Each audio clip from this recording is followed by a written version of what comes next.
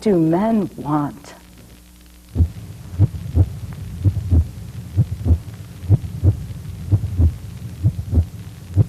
Manifests itself in relationships, and you feel it in relationships, and they can be very powerful spiritually.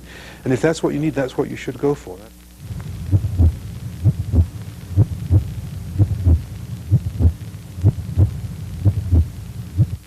And she said, oh, I'm going to go do a sweat lodge this evening. And I begged her to take me along, and that was about 6 years ago.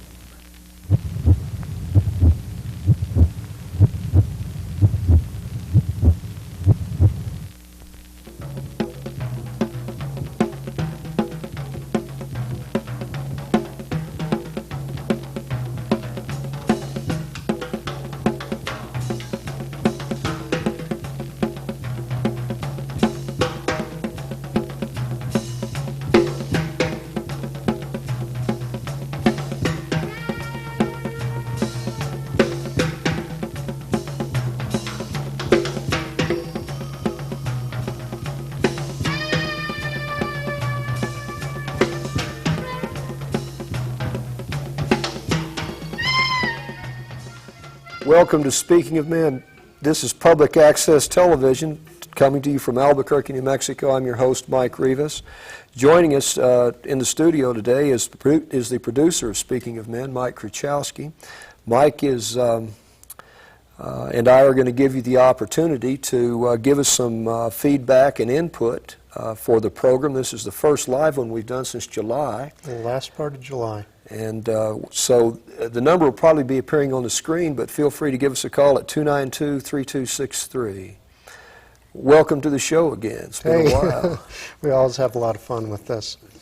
What we've done to try to help get things started out is clip a number of articles from newspapers and magazines, and we'll read a little bit about some of the news about men and women, recent news, and invite you to call in and offer your opinions, observations, support, or tell us what you don't like about the show. That number again is 292-3263. Okay, I'd like to start out with something more on the positive side of things, and there's a story here from Phoenix, Arizona. The title says, "Modest Hero Saves Tot, Gets Temp Job as Reward." And the story itself is rather gruesome, about a little boy who's riding with his dad down the interstate in Phoenix, and the accident killed the young boy's father, and one of the passers-by saw this car driving down the freeway with a little kid in a car seat. And the gentleman's name was Max Byers. He pulled his pickup truck in front of this car, slowed the car down, damaging his own vehicle in the process, but saving this young boy's life. And even though the story is tragic in one sense, that this little boy lost his father, here's another man doing something that comes naturally to a lot of men. Cool under pressure, quick thinking, and did not stop to think about the consequences to himself. He just simply acted and saved this young child's life.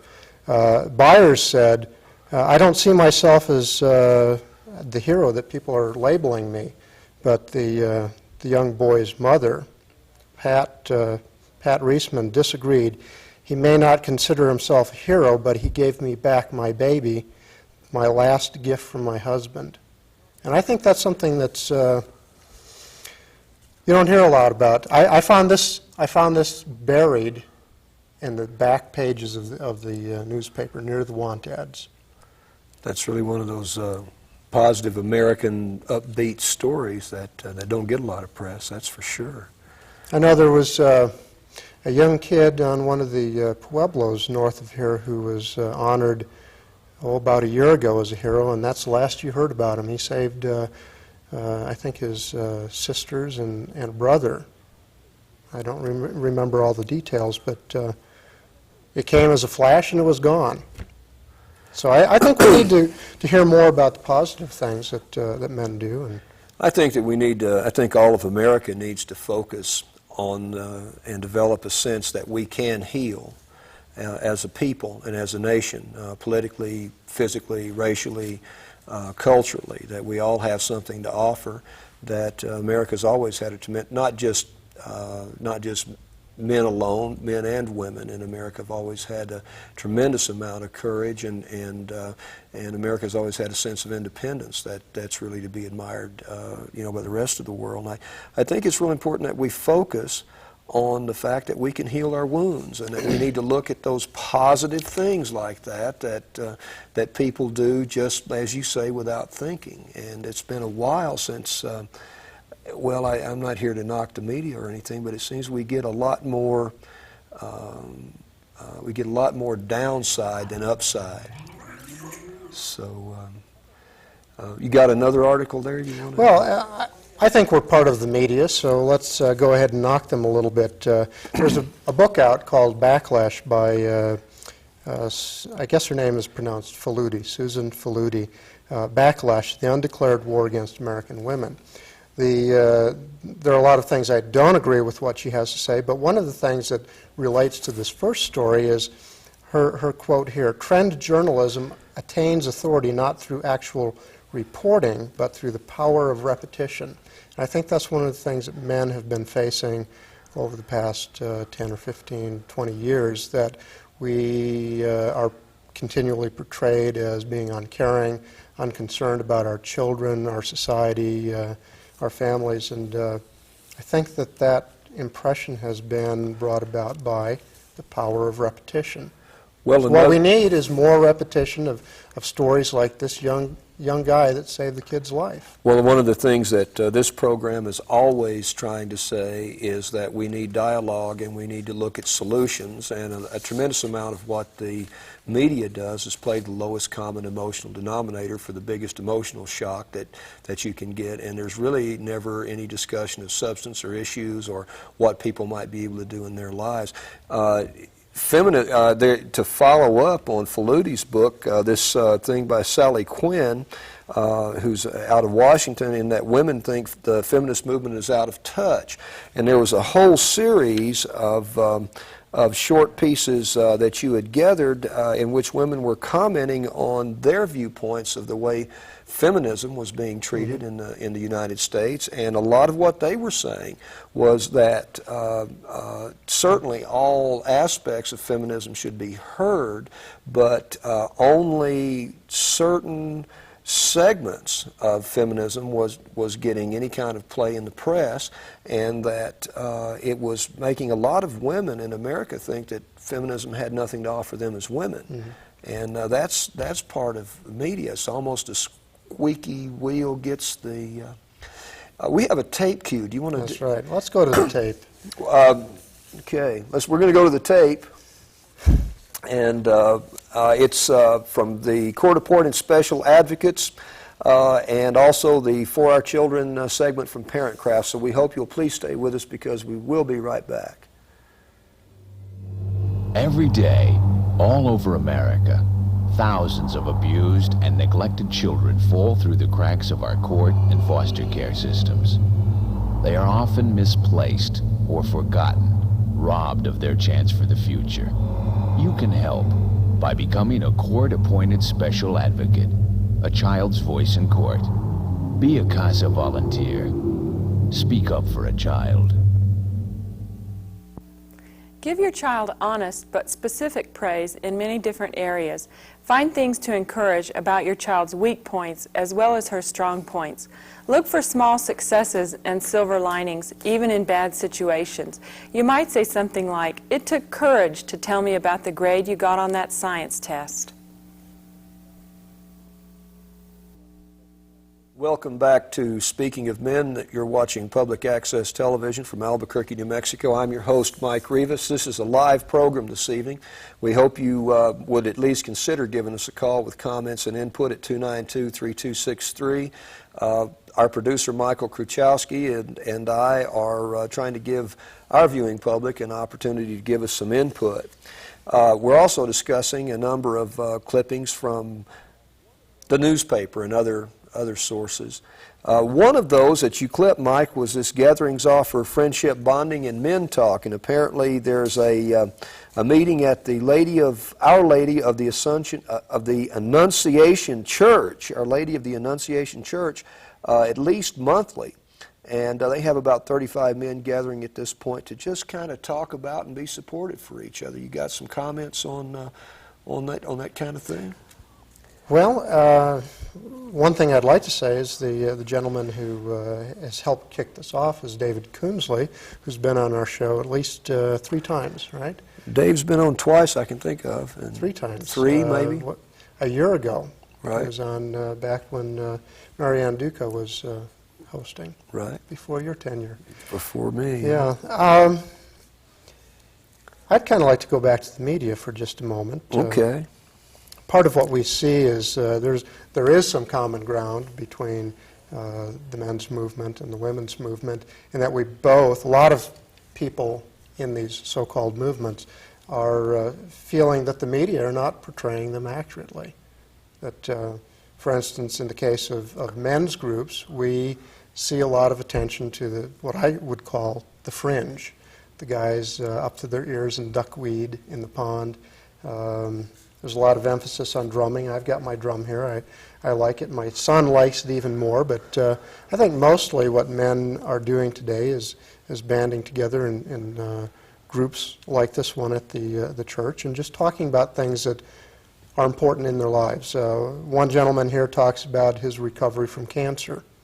Now, I don't consider that a lunatic fringe issue. I see that as a very relevant issue for a lot of people, if not for a victim of cancer, a cancer patient, for people who have family members or friends who are suffering cancer, and learning how to deal with the emotions that inevitably come up in that is real important. I see this as being very supportive. Well, there are men's groups meeting all over America at this point. And That's right. One of the interesting things is that the format's still developing, and that most of them are they're more than just men meeting. They become support networks for men that they can turn to any day of the week, people to call up and talk to and to get support from and aid and help. That's real important. Men are usually pretty isolated. And being able to, that whole laughing at male bonding, I mean, that's the big laugh of going down to the bar. Well, this is a way that does not have anything to do with alcohol or drugs. It's just men gathering from all cross sections of life. So Looks like we have a phone call. Thanks for calling. Hi, my name is Mike. Something I thought was interesting. Let me turn the TV down here. When you guys were talking about the media, I had been watching the primary on C-SPAN really intensely, and I found it quite fascinating. And I don't know what your guys' political interests or affiliation might be, but I'm interested in the Democrats, and I felt like after the primary, I didn't hear about any of those. You're talking about fringe elements. Any of the somewhat, I don't know, less traditional Democrats, for instance, Jerry Brown. I thought he got some decent coverage, and he was trying to do this campaign that was not all about money and playing the popular kind of, I don't know, low, challenging kind of talk. He was talking about innovative ideas, I thought, and it seems like he's just completely disappeared, and they've decided that he's not going to make it or something. And I don't know, I feel like the media is really destroying innovation by only playing to the majority view instead of really giving a lot of strength to new ideas. And I think we definitely really need new ideas at this point. I think so personally. And he talks more seriously about the environment and somehow combining the environment and the economy, I thought, from what I heard from him. So that's about all I had to say. Well, we thank you for calling, first of all, and I agree that obviously that the media tend to ignore a lot of primary issues. That's what we're here for, is try to give a little bit more talking time to issues that get. Did you know, for instance, that the average sound bite for a presidential candidate is now 9.3 seconds. What can you say of any substance in 9.3 seconds? Not a heck of a lot. Well, one of the real questions is where would the average person be able to go to get information that would allow them to make any kind of a real judgment about what's going on in America politically?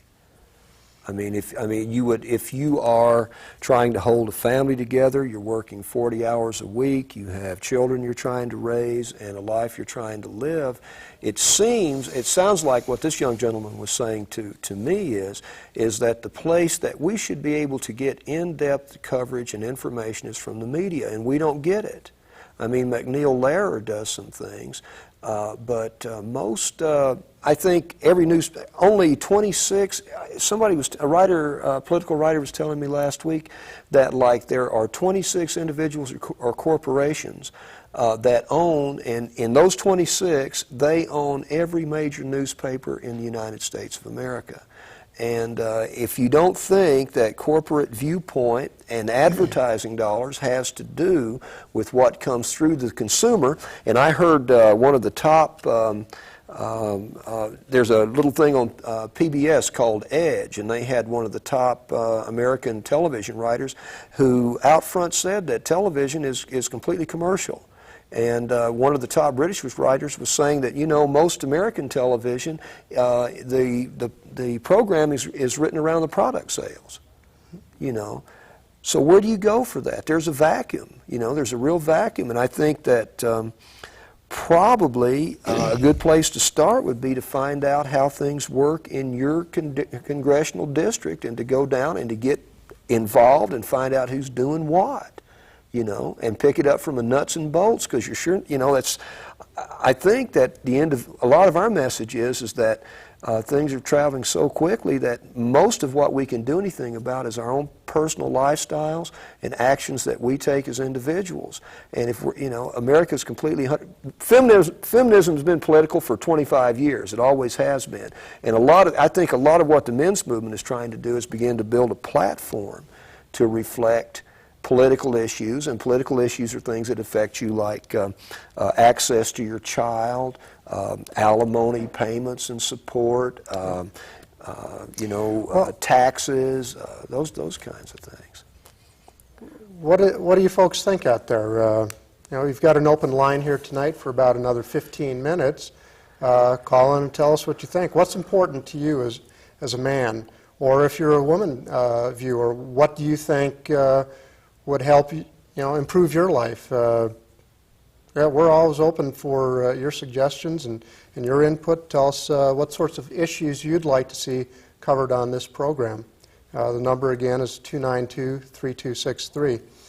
I have another, what I think is a bright point here, an article that says feminist group opposes Pornography Victims Compensation Act. I thought the article was by Marcia Pally of New York, was well written, and there's one quote in particular that I like. She says, "In the long run, those committed to diminishing rape and battery need to address how we teach our sons and daughters to be men and women. And dismantling the roots of sexism and violence is a daunting project." Those few words, to me, are very rich in the sense that she is suggesting that both men and women, as they raise their daughters and their sons, are perpetuating some behaviors, some attitudes that aren't really healthy, and that we both need to play a role in changing those. Both men and women need to play a role. And I think that, as Warren Farrell says, personal responsibility is an important male virtue, and I think that it ought to be a personal virtue for all people, men and women, to not only look for what other people are doing to cause problems, but to look inward.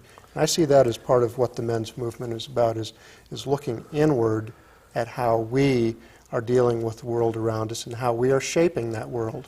Well, you know, this whole bill that she's talking about is a knee-jerk bill in which they were trying to pass some things through Congress that says that if you could prove that pornography, that if you were raped or sexually assaulted, and you could prove that the person who raped or sexually assaulted you did so out as a direct consequence sure. of watching pornographic films, you know, and of course they oppose that and realize that it's just absolutely bogus. It's another one of those sensational, we're going to do something about pornography. Sure. And the reality is that if there really was a sexual revolution in the United States in the 70s and 80s, and people were any more free or any more open in their relationships, you know, with the opposite sex, pornography wouldn't be a multi-billion-dollar industry. There wouldn't be that, that whole thing would not exist. So again, until we have some dialogue and men and women begin to be able to have some relationships and some respect for one another and some chances to find some common grounds, this kind of stuff is just wheel spinning. You know, well, I mean, you know what's interesting about this is some of the things that were mentioned is that, well, one thing is that it provides another excuse for somebody who rapes to say, well, it wasn't my fault. And that is one of the central issues of the men's movement, is to accept responsibility where responsibility lies. And by blaming a book that you read for causing you to do something is absolutely absurd. Well, we have at least a small amount of control over our own actions. At least part, Michael, of the of the healing and the attempts at building a more human America that I believe both feminists and men in the movement are interested in, comes out of the fact that so many people in our generation suffered emotional and physical damage at the hands of adults as children. And one of the reasons that we need a dialogue between men and women, and we need to find some common ground, is that young people coming up now are looking to us. And if we remain in chaos, men and women, and are not able to work things out, the next generation, and if you look at the next generation coming up and what they're dealing with, well, we have a tape queued again, and we're going to run our resources listing, which we haven't done in a while. So we hope that you will stay with us, think of some comments, and we will be right back.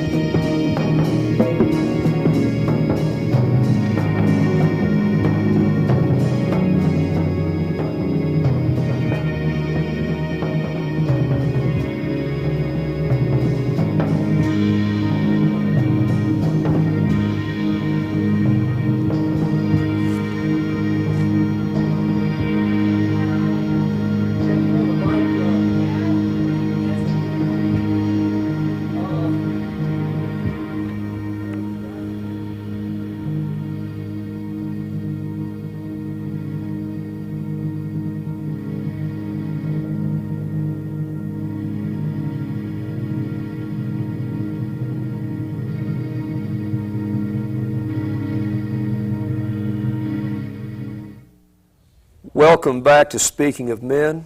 You're watching public access television from Albuquerque, New Mexico. And today, our producer, Mike Kruchoski, and I are just foaming at the mouth about... and trying to get you to foam at the mouth, too, a little bit. And that number is 292-3263. Michael, why don't you take it for a little bit? Take it a little bit. Okay. I'd like to talk a little bit about our upcoming shows. Remember, in 4 weeks, on March 27th, we'll be coming back to you live, and we hope that we can develop a dialogue with the community. Tell us what you think is important to discuss on the show. Give us some comments on the issues that we bring up. The phone lines are going to be open once a month on a live show. Next week, we've got Judge Tommy Jewell coming on the show. And for the viewers who don't know it, February is Black History Month, and we've already taped that show. Mike, tell us a little bit about what Judge Jewell had to say. Well, Judge Jewell basically just gave us some reflections of his experiences as a black man, and especially a black man in the political system. And he, of course, is a children's court judge and deals with a lot of gang issues and has a lot of, especially young men and women, that he has to look at and backgrounds. And so I thought it was a real. He was one of the better guests we've had in a while, and I think it'd be a good program. And urge anybody to join us. Yes, join us next week for the interview with Judge Tommy Jewell from the Children's Court here in Albuquerque. As a wrap-up for the Black History Month. Some of our other upcoming shows, let me tell you about those. We were fortunate enough to do an interview with Don Chavez from Los Lunas. Don Chavez is a member of the U.S. Interstate Child Support Commission, and he's been working on that commission for, I believe, easily a year now, and it's about ready to wrap up its work. That's in 2 weeks. In 3 weeks, we have Ivan Shire, the director of the Center for Creative Community, coming on to tell us about creating community spirit in 3 weeks. Goodness. That's 4 weeks. Coaching and mentoring with Lieutenant Colonel J.K. Beavers. Well, it looks like we're down to our last couple of seconds. One phone call. Listen, folks. Try us again in 5 weeks. If you're looking for something to do, look up Hawk Watch in the phone book. And well, my name is Mike Rivas, and this is Mike Kruchoski, and this has been Speaking of Men. And we would like to tell you to shoot from the hip and love from the heart. Be sure and come back and see us again real soon. Look forward to seeing you. Bye-bye.